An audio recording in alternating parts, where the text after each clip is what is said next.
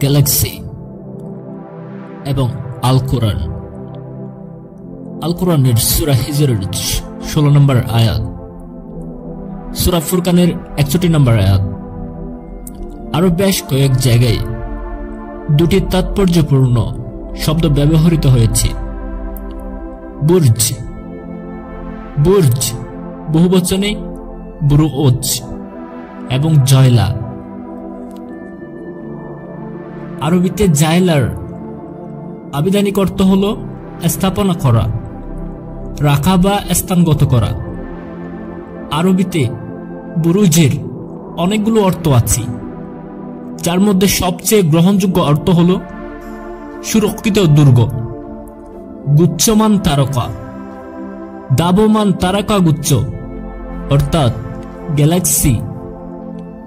এখানে আরেকটি বিস্ময়কর বিষয় হল বর্ণিত আয়াতগুলোতে খালাক শব্দটি সৃষ্টি করা ব্যবহৃত না হয়ে জাইলা স্থাপন করা ব্যবহৃত হয়েছে, অর্থাৎ মহান সৃষ্টিকর্তা তার বাণীতে উজ্জ্বল জ্ঞান গর্ব ও বিজ্ঞানময় কথা বলেছেন, যা আজকের গ্যালাক্সির অস্তিত্বের সম্পর্কে সুদৃঢ় সাক্ষ্য দিচ্ছে।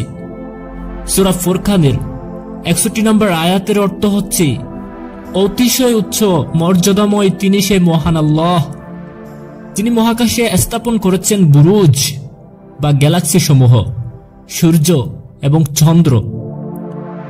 আয়াতি পর্যায়ক্রমে অবস্থান দেখলেও বোঝা যায় বুরুজ বা গ্যালাক্সির অবস্থান প্রথমে, তারপর নক্ষত্র এবং শেষে উপগ্রহ। প্রতিটি বুরুজের রয়েছে গড়ে 10,000 কোটি নক্ষত্র বা সূর্য। কি অবাক করা! আল্লাহ তাআলা কোরআনে এসব আধুনিক বিজ্ঞানসম্মত তত্ত্বগুলো সন্নিবেশিত করেছেন। আল্লাহ মানুষের চোখে তার কুদরতি আঙ্গুল দিয়ে বলেন, তারা কি সতর্কতার সাথে আল কোরআনকে অনুধাবন করে না? আর যদি উহা আল্লাহ ছাড়া অন্য কাহারও নিকট হতে প্রকাশ পেত, তবে তারা অবশ্যই এতে বহু অসামঞ্জস্য ও অসঙ্গতি প্রত্যক্ষ করত। সূরা নিসা 82 নম্বর আয়াত। বলে দাও, এটা তোমার প্রভুর পক্ষ থেকে নাজিলকৃত জ্ঞানের কথা ও বিশ্বাসীদের জন্য উপদেশ এবং দয়া।